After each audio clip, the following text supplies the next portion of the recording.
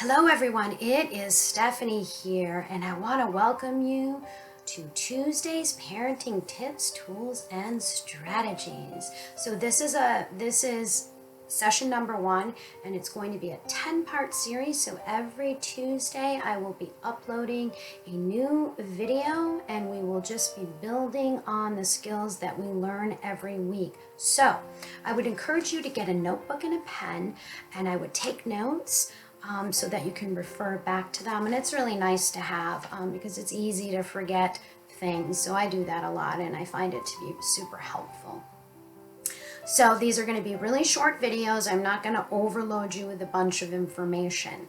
You'll just have to come back the next week so you can continue to learn and grow on what we're doing here.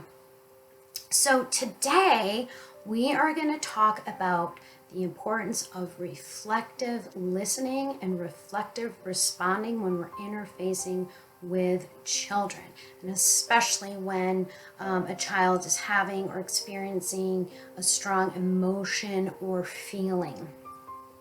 All right, so let's talk about, let's think about it this way. I want you to think about being the thermostat, not the thermometer. So what does that mean? We want to learn how to respond and reflect rather than reacting, because we've all done that. Whether it's I've done that, I've reacted to my own children, and also in the line of work I do. Of course, I'm a licensed clinical social worker and I work at a very at-risk high needs elementary school. And so there are times where human beings, where things are happening and we're not stopping and checking ourselves, and then we react. And when we do that, things tend to get worse. So we want to think about being the thermostat, not the thermometer, and we really want to think about being in the moment with a child, which means that we're going to have to be good reflective listeners, and then we want to reflect back and respond rather than reacting.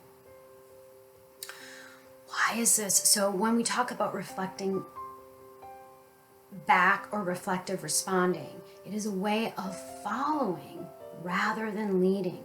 So we are going to follow and be in the moment with that child.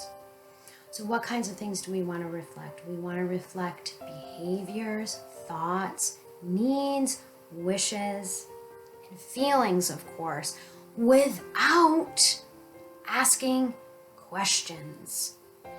Why do we want to do this? Well, here's what it does. It helps the adult understand the child better, and it helps the child feel heard and understood. So what we want to do is we want to convey a be with attitude. And so a be with attitude, we may use statements such as, I'm here, I hear you, I understand, I care. That's conveying a be with attitude. The child then is going to feel heard and understood, which is going to decrease the escalating behavior. What a be with attitude is not things like, I'm always going to agree with you, I must make you happy, I will solve your problems. It is not that, because that is not empowering the child. And that's really what we want to do here. Okay, so it's your intent in your response that's important. So when we're reflecting and responding, it's different than when we're reacting. We're going to get a much different outcome and a much different response. Think about this, and you've probably heard this statement or phrase before. When a child is drowning, don't try to teach him or her how to swim. So what does that mean? It means when a child is feeling upset or starting to feel out of control, this is not the moment where we want to start imposing rules or we want to try to teach a lesson, because in that moment, a child is not able to process any of that information. And if we do that, that's usually coming from a place of reaction. And if we do that, it's really going to escalate the behavior or the situation that we find ourselves in with a kiddo.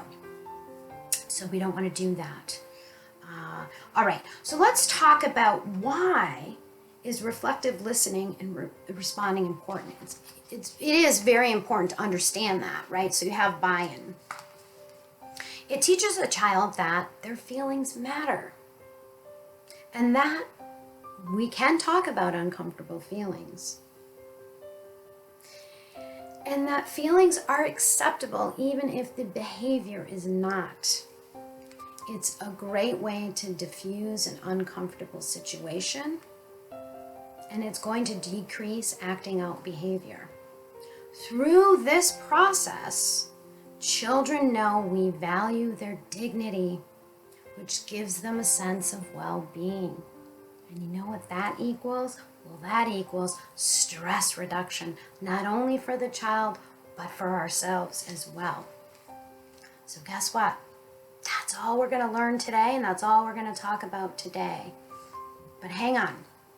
So what are we going to do next week? So next Tuesday, I am going to teach you a simple and effective limit setting method. And within this method, there's a lot of reflective listening and responding, and I'm going to teach you how to do that.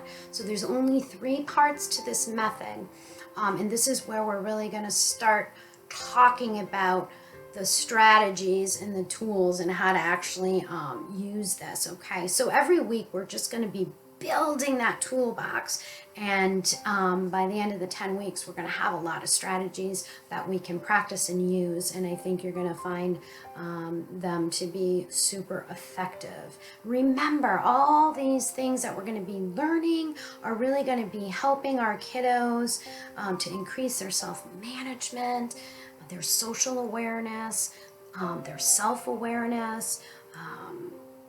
These strategies we're going to be talking about, it's going to help kiddos increase their self-esteem and empower them to be really good problem solvers and to build really healthy relationships. So yes, if you're a teacher, I just talked about social emotional learning. So if you are a teacher, you might want to come back next week as well. So why don't you go ahead and hit that subscribe button so you don't miss any of these sessions. And don't forget, a person is a person, no matter how small. Yes, that is the wisdom of Dr. Seuss. So whatever you're doing today, I hope you have a fabulous day.